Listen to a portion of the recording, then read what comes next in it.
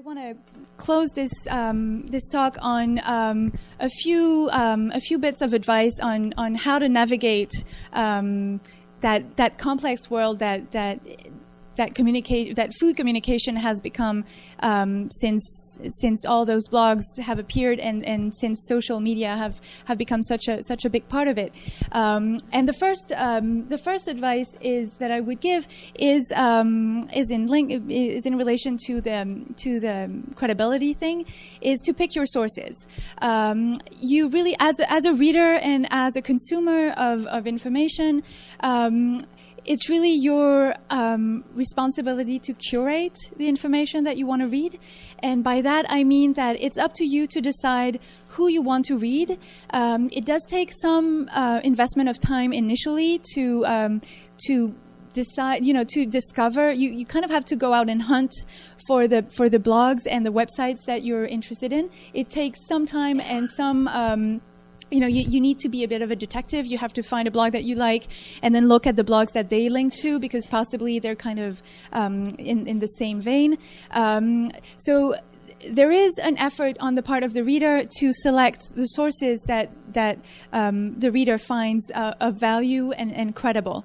It's the same on Twitter. It's the same on Facebook, where it doesn't, just because someone is your friend doesn't mean that you necessarily want to know everything that he or she does. And it's a good thing that you can now hide the news from some people. And the side effect of that is also that you need to keep in mind that people change. So the people who offer the content change, and you change also. So just because you've been following a blog or an author for years and years or months and months doesn't mean that you have to continue on till death do you part. You should regularly reevaluate whether or not those people are actually providing content that's valuable to you and that you feel is of quality. And if they're not, it's fine. No one will, no hard feelings. You can just remove them from your RSS reader or just stop reading. It's fine. Other people will read them. But time is a precious resource, and you shouldn't just out of habit keep reading things that really are not doing anything for you. Another thing that I wanted to mention is to not wait until you're an expert. That's something that I often hear, is that people tell me, I'd like to write a blog, but really I'm just a beginner. I don't cook very well yet, and I'm interested in I want to learn, but who am I to write a food blog or to say what I think about things, because I'm just this age, or I just haven't been cooking or eating out for this long. And I find that you don't have to be an expert to express your views on things. The only thing that readers will ask of you is to be realistic and honest about how much you know and how much you don't know. But I do find that being someone who's eager to learn and in the process of learning is...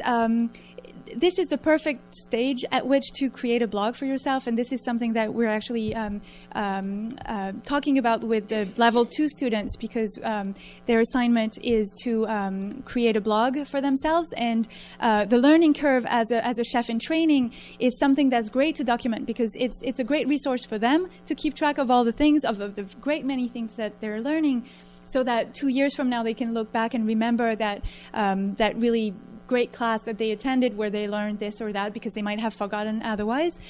But more important, it means that there will be someone out there who's at the same stage of their life as you are, and who will be happy to find someone to relate to, because they're also in the process of learning those things and in the process of taking that learning curve. So whatever stage you're at, don't wait to send your message out into the world, because you will always, if you're realistic and honest, again, you will always find someone who's happy to kind of tag along as you learn.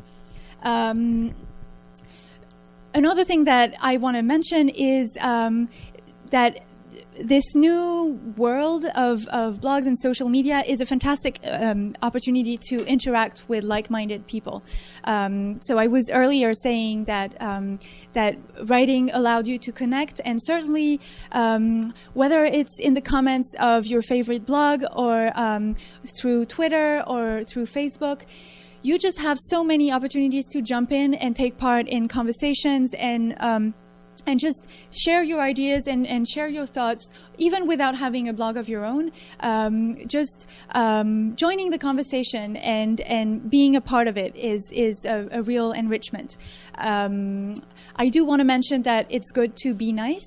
That joining the conversation doesn't mean that you have to agree with everything everyone says, or that you have to always be happy and just only comment to say, oh, this looks good, or anything like that. It's just that whatever it is that you think, whatever disagreement or discontent you want to express, there's always a way to say it in a way that will not make the other person defensive.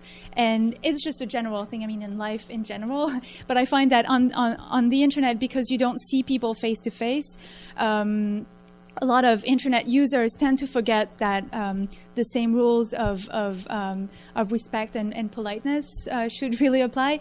And I have seen many occasions of discussions where there are two people who are very strong in very strong disagreement, but discuss this in a way that is so civil and so respectful that at the end of the discussion, they end up kind of realizing that really, they're not, their views are not that different, or that at least they've learned something from understanding the opposite viewpoint. And my final advice is that whatever it is, whatever source you choose to tap, whatever it is that you're interested in, if it's recipes, if it's information about producers, if it's restaurant reviews, do find a way to file and store the interesting things that you find, because the internet is such a big place that there's a good chance that once you found that thing that you really thought was really exciting and great, once you close your computer and go do something else, there's a good chance that you won't find it again. So devise the system that works for you. If it's bookmarks, if it's a document in which you copy and paste things, there are very many ways that you can do this. But to really extract as much value as you can from your time, surfing those websites and using those tools, you really need to be an active participant, in the sense that you should try and find a way to keep to file and store the valuable things that you find online.